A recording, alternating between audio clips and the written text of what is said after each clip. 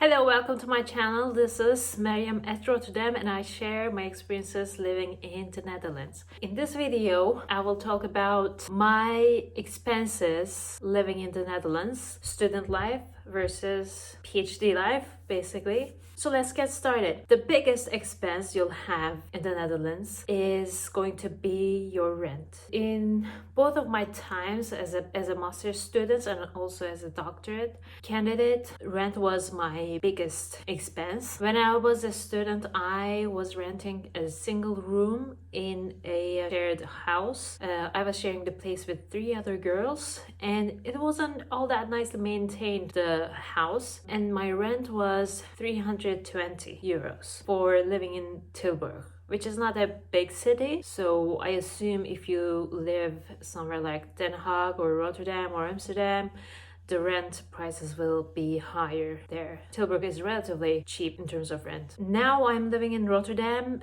by myself in a studio and I pay approximately 900 euros. Exclusive of internet and water.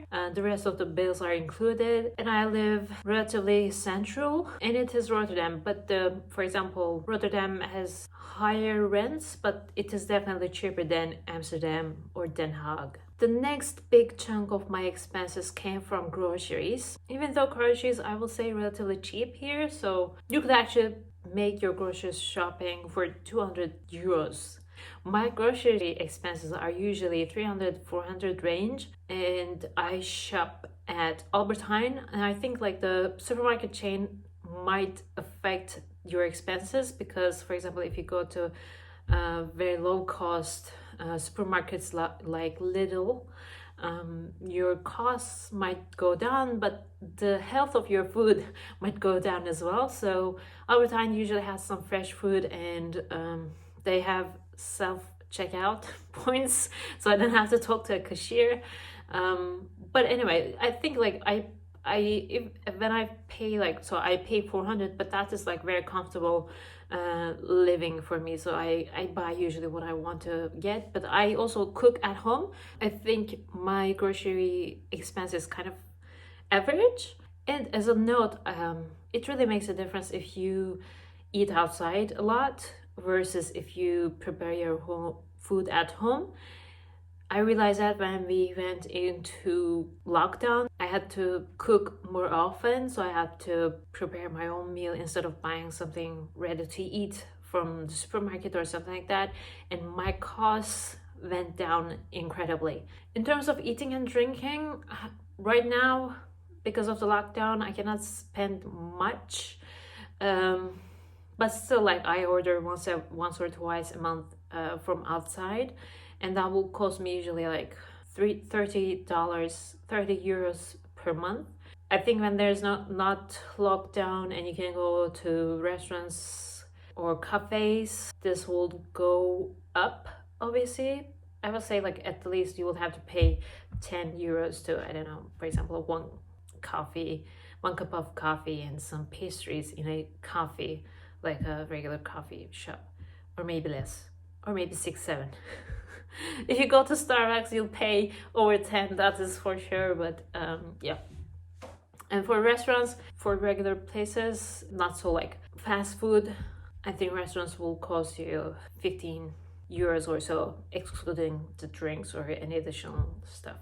So eating outside or like getting your food ready from outside is kind of expensive here. So if you're trying to save money, this is the first place to go, basically. Another big chunk, maybe not so big, but something that you have to pay is insurances.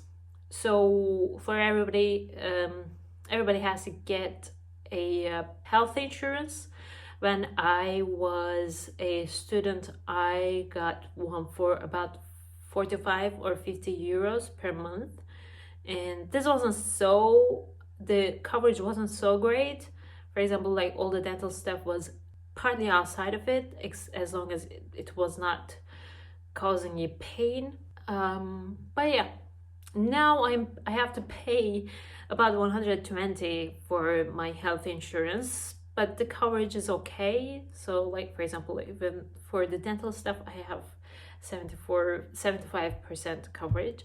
and I am young, so I chose the highest deductible, and this is like one of the, I think, the cheapest health insurances that you can get if you are working. There are some other bills that you'll usually have to pay.